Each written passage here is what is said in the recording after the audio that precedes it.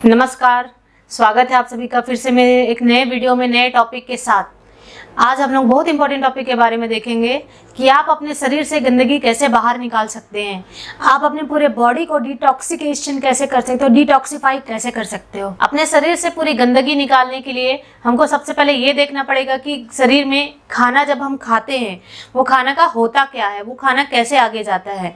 तो सबसे पहली बात, अगर आप जब खाना खा रहे हो तो वो खाना सबसे पहले आपके पेट में जाने वाली जो नली होती है जिसको ईसोफेगस बोलते हैं, वहां से खाना गुजरता है। उसके बाद ये आपका जो पेट है, यहाँ पे ये खाना टूटता है, कई भागों में टूट के यहाँ से पच के ये यहाँ आता है छोटी आंतों में, जिसको हम लोग स्मॉल इंटेस्टाइन बोलते हैं। छोटी आंतों में ये पूरा खाना गुजरता है। गुजरने के बाद में ये बड़ी आंत में बचा हुआ गंदगी जो हमारे खाना नहीं है, वो हमारा वेस्ट मटेरियल है, वो बड़ी आंतों में जाता है। बड़ी आंतों में जाने के बाद में वो बड़ी आंत से बाहर आके हमारे मल द्वार से मल फॉर्म में बाहर आ जाता है। ये तो है आपके खाने की पचने की प्रक्रिया। लेकिन क्या पता आपके हर खाने इसी तरीके से पचते हैं। हर खाना को पचने के लिए एक टाइम नहीं लगता है। हर प्रकार के खाना को प्रकार के टाइम लगते हैं। जैसे कि आप फल खाते हो तो फल को पचने के लिए कम से कम 3 घंटा चाहिए आपके पूरे पेट में। लेकिन वेजिटेबल जो भी सब्जियां हो, भाजियां हो, उसको खाने में कम से कम 6 घंटा चाहिए खाना पचाने में। उसके बाद जो अनाज होते हैं, जितने भी दाल हो गए, चावल हो गए, गेहूं, ब्रेड हो गया, मैदा का आइटम, बेसन का आइटम, जो भी है, ये सबको पचने में आपके पूरे शरीर में 18 घंटे लग जाते हैं। तो इतने घंटों में आपका खाना पचता है। लेकिन खाना पचने के बजाय अगर आप सही टाइम पे खाना नहीं खा रहे हो, जैसे कि आप तुरंत खाना खा रहे हो, आपको पूरा कुछ टाइम चाहिए, इंटरवल चाहिए खाने के बीच में, वो कंप्लीट नहीं कर रहे हो, आपके खाना पचने से पहले ही आप पेट में खाना डाल रहे हो, तो उस वजह से क्या होता है, वो खाना पचने के सिवा वो हमारे पूरे बॉडी में, यहाँ पे जो हमारा बड़ी आंत है, यहाँ पे गैस बनाना शुरू कर देता है, सड़ना शुरू हो जाता है खाना। सड़ने के साथ साथ में वो वहाँ पे कीड़े बनने स्टार्ट हो जाते हैं। आप लोगों ने सुना होगा कि किसी के पेट से कीड़ा निकला है, ऐसा न्यूज़ कभी देखने को मिला होगा। तो इसका मतलब ये नहीं कि उन्होंने कीड़ा खाया है, बल्कि वो कीड़े उनके पेट में ही डेवलप हुए हैं, क्योंकि उनका खाना का पचने का जो प्रक्रिया है वो गड़बड़ हो चुका है। खाना प्रॉपर तरीके से पच नहीं रहा है, तो यहाँ पे बहुत सारे कीड़े, फंगस, बैक्टीरिया बनते हैं जो गैस बनाते हैं और हमारे खाने पचाने की जो क्षमता है उसको बिगाड़ देते हैं। खाना यहाँ पे पचता है, हमारी छोटी आंत है, यहाँ पे खाना पचता है। छोटी आंत कुछ इस तरीके से दिखती है, इस तरीके से हमारी छोटी आंत है। यहाँ ये जो इसके अंदर छोटी छोटी हमारे फिंगर के जैसे छोटी छोटी विलाई प्रेजेंट रहते हैं। विलाई क्या करते हैं, उस खाना को एब्जॉर्ब करते हैं। जैसे कि यहाँ से हमारा खाना गुजर रहा है तो इसमें छोटी छोटी फिंगर के जैसे विलाई रहते हैं। तो अगर हमारा बचन वाला खाना रहा जो हमारे शरीर में पचा नहीं है, सड़ा हुआ है, अगर वो खाना यहाँ गुजरेगा तो इस विलाई में वो सड़ा हुआ खाने के जो पार्टिकल्स है वो घुसेंगे। घुसने के बाद में वो डायरेक्ट आपके ब्लड में जाते हैं। ब्लड में जाने के बाद में वो शरीर के बहुत सारे अंग में वो पार्टिकल्स पहुंच जाते हैं ब्लड के थ्रू। तो शरीर के बहुत सारे अंग में अगर वो गंदगी फैलेगी तो वो गंदगी हमारे शरीर में जमने के बाद में हमें बीमार कर देगी, जिससे हम बीमार हो जाएंगे।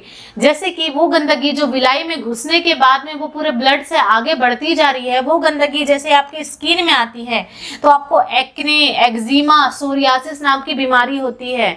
वही गंदगी आपके किडनी में जाएगी या आपके गॉल ब्लैडर में जाएगी तो वो पथरी का रूप ले लेगी। वही गंदगी आपके पेट में जाएगी तो आपको मोटापा करेगा, ओबेस हो जाओगे आप बहुत ज्यादा।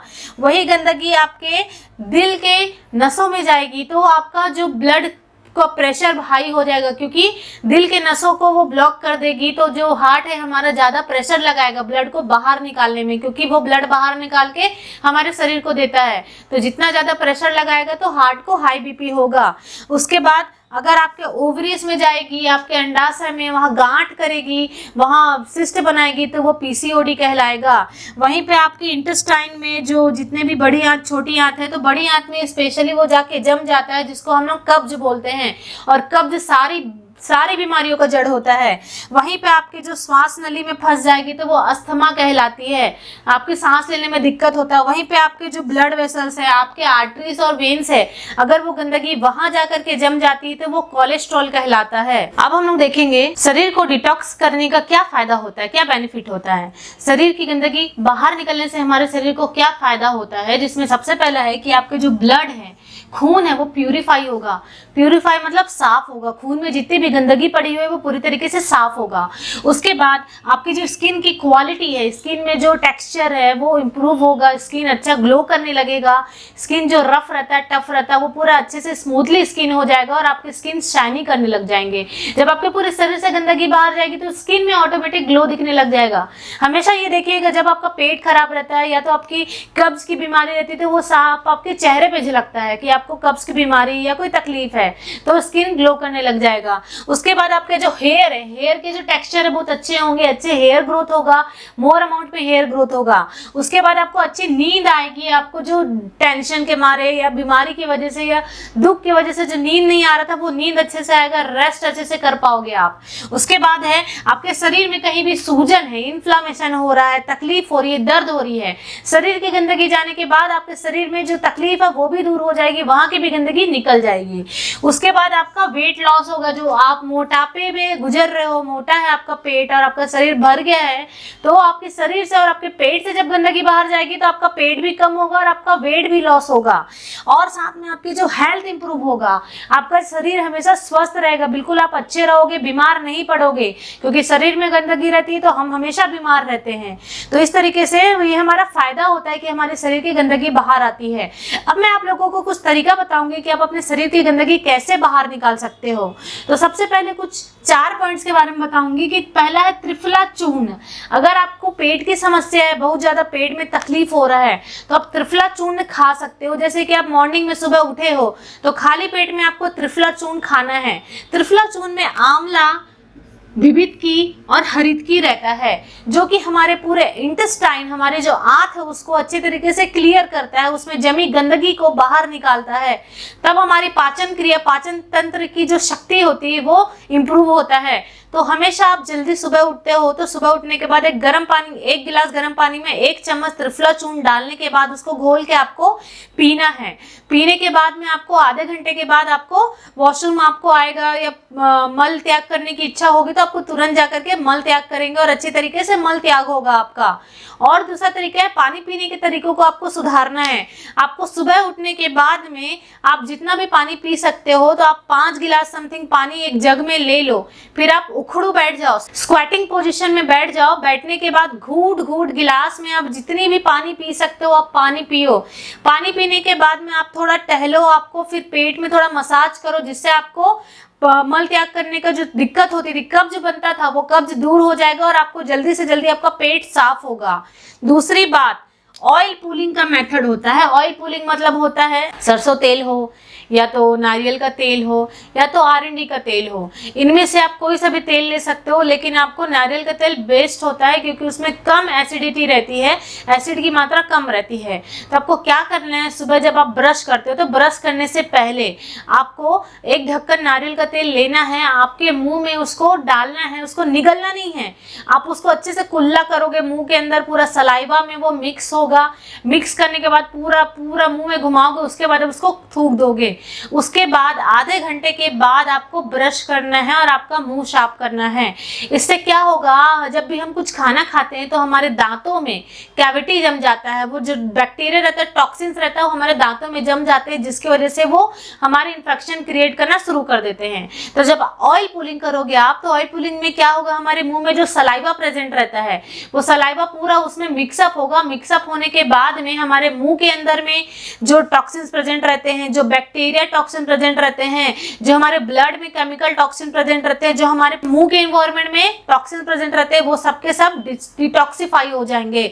उसके बाद आपको अच्छे से आपको फ्रेश फील होगा, आपको अच्छे से खाना खा सकते हो। तो आप उसके बाद ब्रश करने के बाद 30 मिनट के बाद आपको कुछ खाना है। तीसरा पॉइंट, आपको फास्टिंग रहना है। फास्टिंग सबसे बड़ी इलाज है हमारे बॉडी को डिटॉक्सिफाई करने के लिए। हम फास्टिंग उपवास रख सकते हैं, 16 घंटे का उपवास, हफ्ते में 16 घंटे का उपवास एक बार रहना चाहिए। 16 घंटे तक हमको उपवास रहना चाहिए। 16 घंटे का मतलब होता है, जैसे कि शनिवार का रात है, शनिवार को रात को 8 बजे आपको खाना खा लेना है।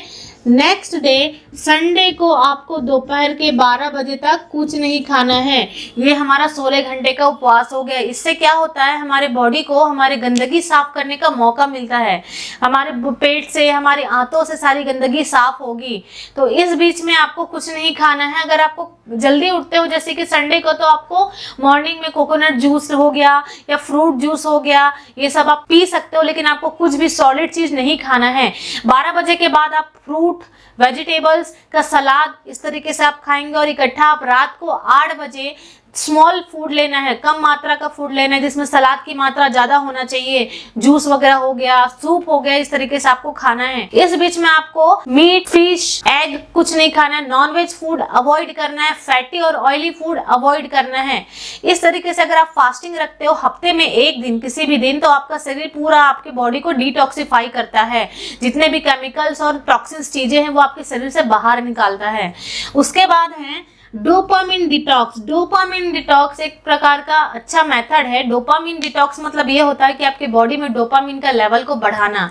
हम क्या करते हैं, हम सो के उठते हैं तो सबसे पहले क्या करते हैं, अपने मोबाइल को देखते हैं। मोबाइल देखने के बाद उसकी स्क्रीन की जो लाइट हमारे आईज में पड़ती है तो हमारे आईज कमजोर होते हैं, हमारे बॉडी में जो अच्छे हार्मोन्स होते हैं वो सारे रिड्यूस होने लग जाते हैं।